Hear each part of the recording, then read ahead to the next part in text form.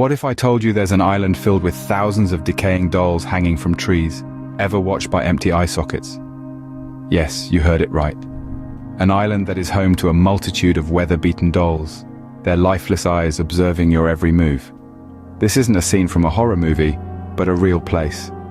It's known as the Island of Dolls, or Isla de las Muñecas, in its native Spanish. Nestled in the heart of the canals of Xochimilco, a stone's throw away from Mexico City, this island is a chilling tribute to a lost soul, a place where the line between the living and the dead blurs, and decay is the only constant. An island where silence is a luxury, and the dolls whisper tales that would make your blood run cold. So are you ready? Join us as we count down the 10 most terrifying facts about this eerie island of dolls. No horror story starts without a tragic event, and the Island of Dolls is no exception. Nestled in the heart of Mexico's ancient canals, this sinister saga begins with a little girl's untimely death. Her life was cut short by the unforgiving waters that surrounded the island, a tragedy that would forever haunt the island's caretaker, Don Julian Santana Barrera. Barrera, the sole witness to this heart-wrenching event, was unable to save the young girl from her watery grave.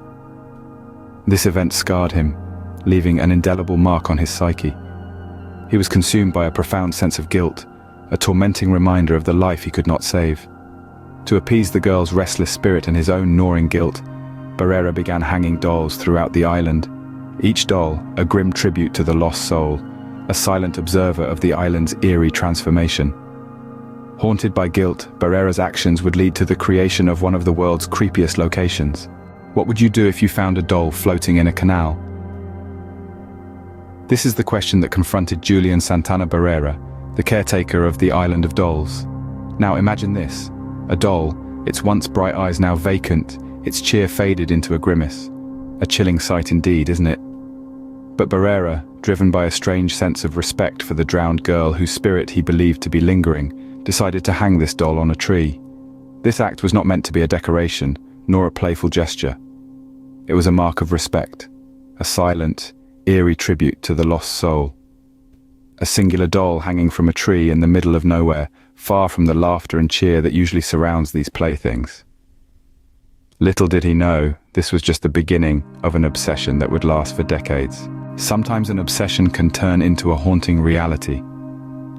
As we delve deeper into the tale, we find that Barrera's fixation with the dolls only grew over time.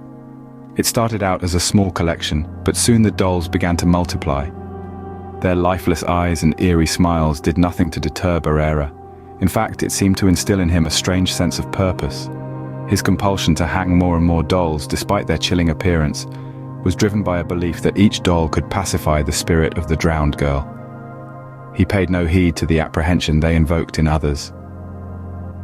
Unfazed, he continued to transform the island into a macabre spectacle, a silent testament to his growing obsession. The dolls, with their decaying bodies and vacant eyes, hung like silent sentinels, watching over the island.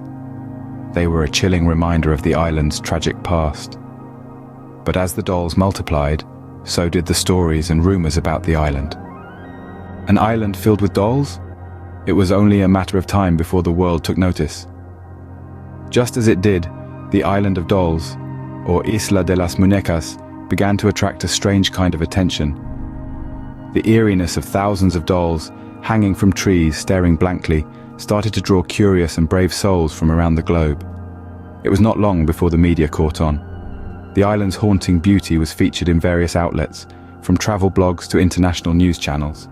It was spotlighted in television shows, becoming a focal point for the peculiar, the macabre, and the unexplained. The island's fame grew, its legend whispered in hushed tones, the chilling tales of its origin captivating the minds of those who dared listen. The world was beginning to recognize the Island of Dolls for what it was, a place of chilling fascination. This small island in Mexico was quickly becoming a worldwide phenomenon. Do you believe in the supernatural? Let's delve into the eerie occurrences that have perpetuated the island's haunting reputation. Many visitors have reported unsettling experiences like a chilling sensation of being watched. It's as if the glassy eyes of the dolls follow them around, their empty stares seeming to track every move. And then, there's the whispers. Imagine walking through the island's dense vegetation, surrounded by countless dolls hanging from the trees, and then you hear it. A faint whisper, like a rustle of leaves that seems to echo through the trees. It's not just one voice, but many, a chorus of hushed tones that sends shivers down your spine. These strange incidents have led many to believe that the island is not just filled with discarded toys, but is a hub of paranormal activity. The tales of moving eyes and eerie whispers have transformed the perception of the island. The island was no longer just creepy, it was reportedly haunted. Decay can be a terrifying thing, especially when it involves hundreds of dolls. Time, weather and nature began to take their toll on the island's inhabitants. Once bright and playful, the dolls started to show signs of wear and tear. Their painted smiles began to fade, and the elements started to disfigure their plastic and cloth bodies. Eyes fell out, leaving vacant hollows, and limbs were lost to the ravages of time. Mold and mildew crept over them, turning their once vibrant colors to dull, eerie shades of decay.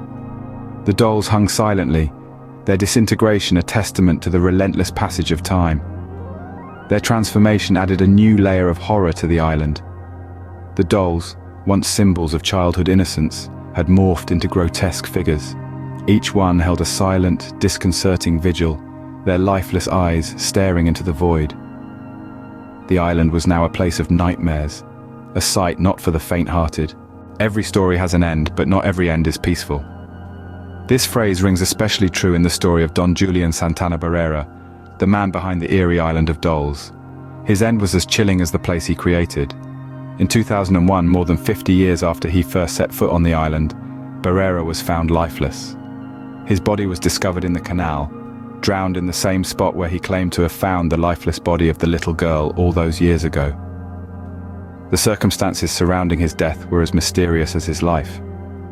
No one knows for sure what happened that fateful day. Some say it was an accident, others whisper of a supernatural cause. The line between fact and folklore blurs when it comes to the island of dolls.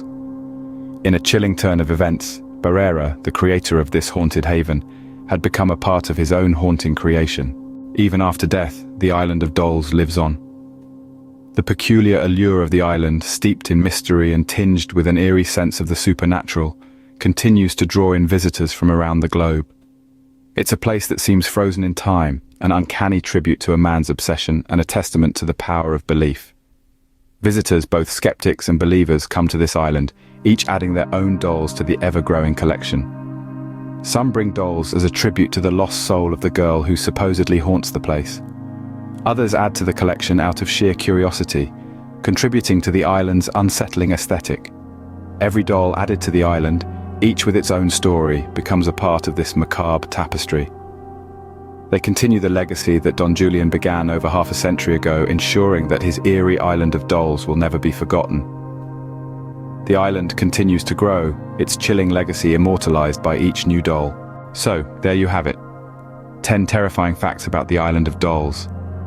We've journeyed through its accidental beginnings when a man named Don Julian started collecting dolls to appease the spirit of a girl who drowned nearby. We've explored his growing obsession as he filled the island with countless dolls, each one more eerie than the last. We've dived into the island's recognition as a tourist attraction, despite, or perhaps because of, its chilling atmosphere. We've touched on the paranormal activity reported there, from whispers in the night to dolls that move of their own accord. We've delved into the transformation of the dolls, weathered and deformed by the elements, their sinister appearance intensifying over time. We've mourned the death of Don Julian, the island's caretaker, and contemplated the continuing legacy of this unique, haunting place. If you enjoyed this chilling journey, don't forget to like, subscribe, and comment down below for more sinister sightseeing.